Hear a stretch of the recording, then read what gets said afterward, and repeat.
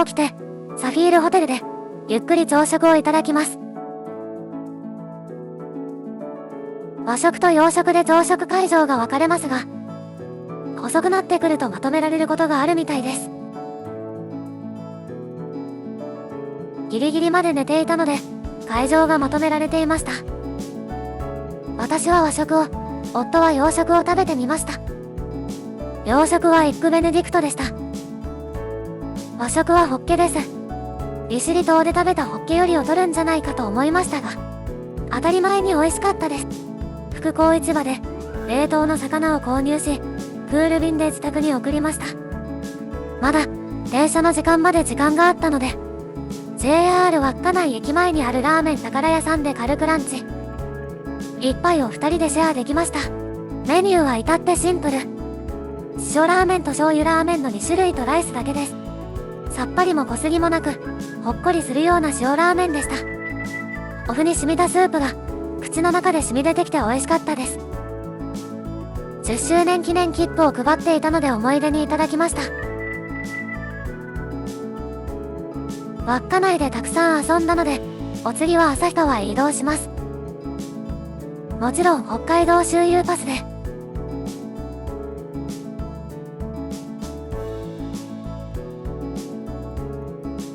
今から乗り込む特急サロベツは稚内に来た時の車両より古めでした。 JR 稚内駅から JR 旭川駅までは3時間40分ほどで到着します。 JR 旭川駅は広くて綺麗な駅でした。ショップの中には駅中食堂という飲食店が入っていました。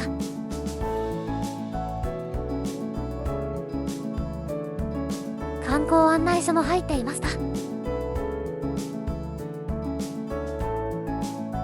食堂と聞くと美味しそうなイメージです。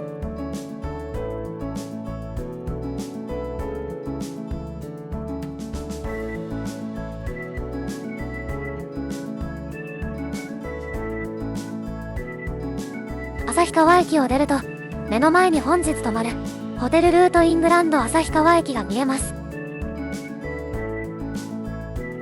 ホテルルートインはビジネスホテルを主としたホテルですが、いくつかのブランドを掲げてホテル展開しています。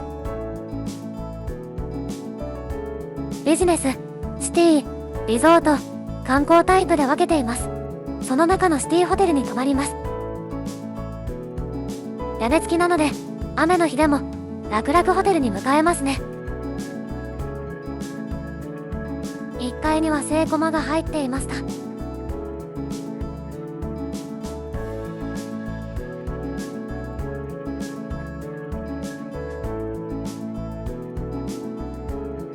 3階にフロントがあるので移動します。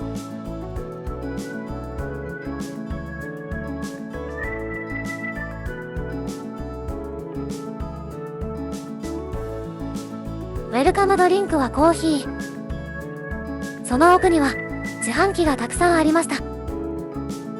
お菓子の自販機や製氷機、電子レンジもありました。部屋は12階です。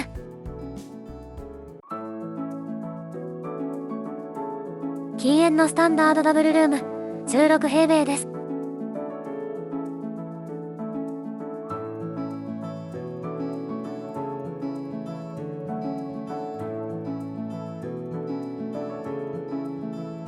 大浴場があるので部屋の浴室は使いませんでした。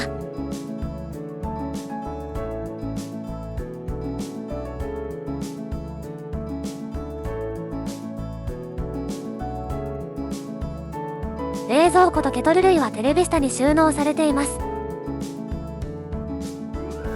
12階からだと JR 旭川駅全体が綺麗に見えますね。晩ご飯は旭川のジンギスカンといえばここしかないだろう。ジンギスカン大黒屋5丁目店。ホテルから大黒屋まで徒歩11分。大人気なので早めに行って17時20分に到着するとすでに長蛇の列。とりあえず発券機で受付を済ませます。こちらのお店は店の向かいに待合室が設置されています。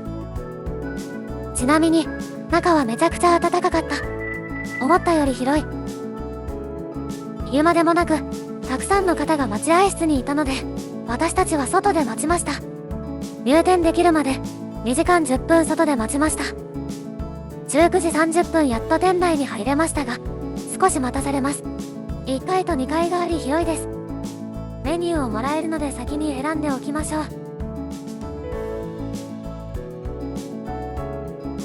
19時50分、ようやく席へ案内されました。肩ロース、ランプ、ヒレがセットになった一番セットとハーブを注文しました。そうそう、ここのお店、野菜が食べ放題なんですよ。しかも、もやしじゃなくて、ネギとかぼちゃと、玉ねぎと人参と、サービス良すぎ。お肉が硬くなる前にいただきましょう。めっちゃ柔らかくて、美味しい。ハーブも、しっかり味がついていて泣ける美味しさでした。スタッフさんに言えば、おろしニンニクがいただけますよ。これがまた美味しい。おろしニンニクをタレに溶かして食べると昇天します。ご飯の大と並の比較を乗せておきますね。味変で、卓上に備え付けられてある。調味料も変化があって楽しめました。食後は、羊のミルクアイスを食べてみました。牛乳とは、また違った風味です。ねっとりしておらず、すっと引く甘さのアイスでした。なんと、大黒屋さんは、函館五稜郭にも店を出したそうです。大好きな函館へ行く際は、ぜひそちらも立ち寄りたい。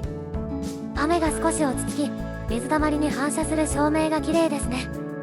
体が冷え冷えなので、休憩してから温泉に入りに行きます。大浴場入り口には、リラクゼーションコーナーがあります。自販機や電子レンジ、ランドリーがありました。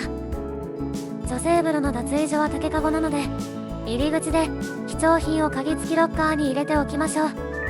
広くて快適なお風呂だったので、旅の疲れが取れそうです。この日はこれにて就寝。起床してまず向かうは、ホテル朝食です。ホテル公式サイトから宿泊予約をすると朝食無料です。ここの朝食、大人気なんですよ。和食、中華、揚げ物、洋食、スープカレー、海鮮と種類が多いです。私の大好きなリンゴがありました。たくさんいただきますよ。ここのスープカレーとても美味しかったです。このスープカレーでお店出せそうと思うほどでした。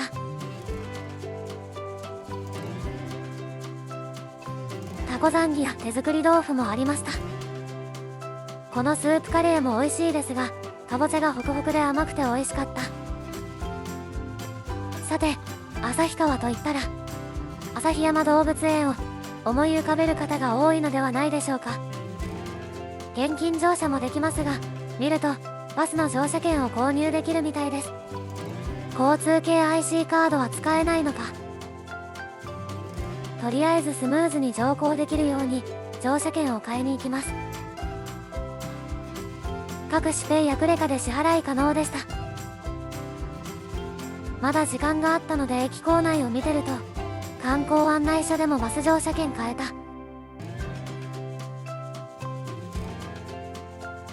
旭山動物園の入場券もここで購入できました。あいにくこの日は天気が悪く、なんと動物園に到着すると氷が降ってました。すぐ止みましたが、反時計回りに回るといいとどこかに書いてありましたが、よくわからなかったので、結局、順番に目についたところから入りました。動物たちの習性をよく理解していないと、こんな見せ方思いつかないですよね。どこのブースへ行っても楽しい。可愛い仕草が、こんな間近で見れるなんてすごいです。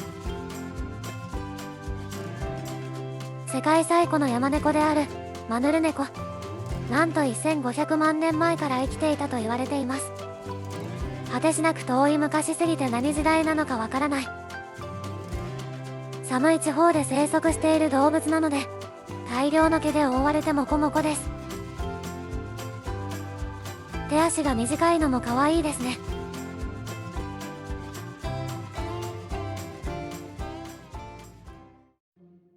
よく見るとダチョウって目が大きくて頭が小さいです。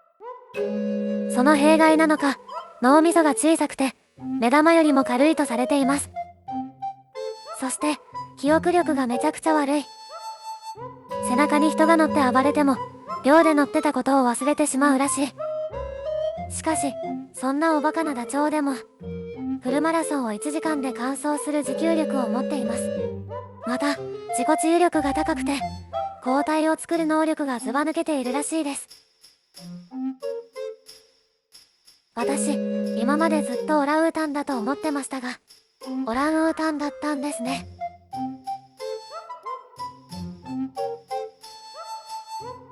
とっても器用に軽々とパフォーマンスを見せてくれました。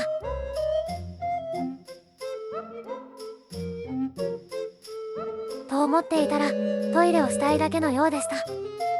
トイレを済ますと元の場所へ戻っていきました。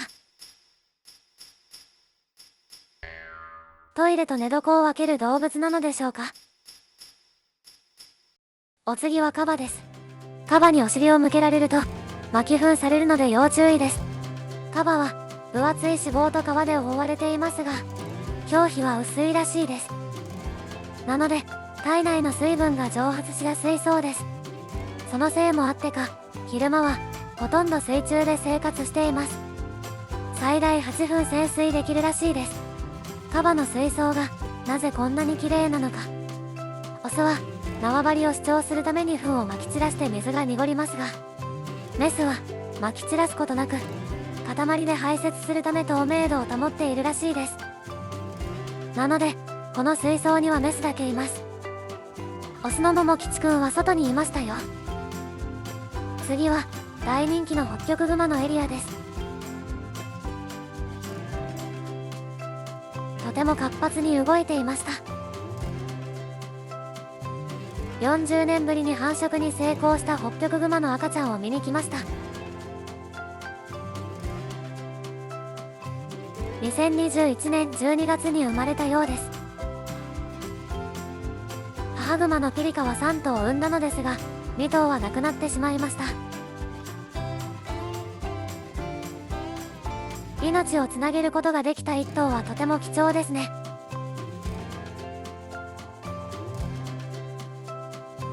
とっても活発で何でも興味津々でとても可愛かったです。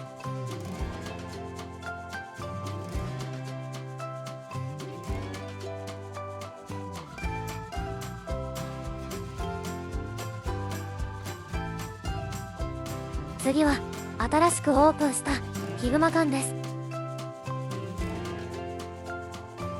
淡水魚が泳ぐ渓流があり川の中と地上の両方を見ることができます。北海道の森の一部を持ってきたような空間でした。最後はタヌキです。旭山動物園でタヌキの可愛さに骨抜きにされました。タヌキの可愛さってあまり認知されていない気がします。知床旅行でタヌキに会いに行くのでお楽しみに。間近で可愛い動物たちを見れて最高の動物園でした。旭川駅に戻り小腹が空いたのでラーメン屋天金さんへ行ってきました。旭川のラーメンと言ったら醤油ラーメンと思って行ってきました。注文したのは野菜醤油ラーメンの野菜別盛り。豚骨をベースにした醤油ラーメンらしいです。豚骨と聞くとこってりしてそうですがあっさり寄りでした。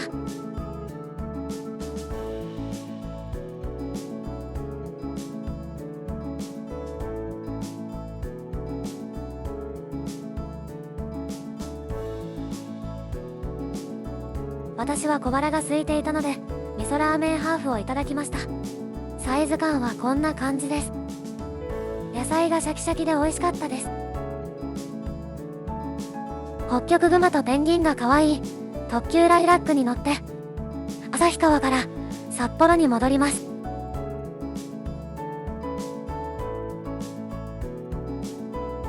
JR 旭川駅から JR 札幌駅までは約1時間30分ほどかかります。周遊パス3回目の指定席です。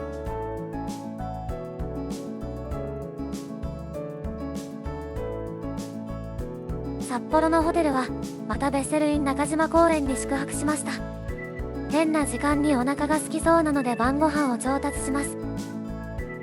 ベッセルイン中島公園から徒歩10分のところにある手作りサンドイッチのお店、サンドリア本店さんです。1978年にオープンした老舗サンドイッチ工房です。